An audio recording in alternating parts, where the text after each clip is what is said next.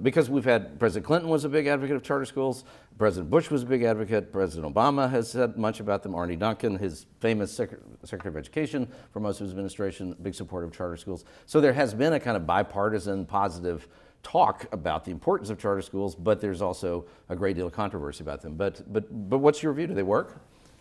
On average, they're about as good as the public schools. I mean, that's what the evidence says over and over again. Are there high-performing charter schools? Sure, and there are plenty of high-performing public schools as well. So I think, the idea of charter schools, though, I think is a terrific one. I mean, the fact that you have a sector of activity that feels like it needs movement. There's indications that it needs movement.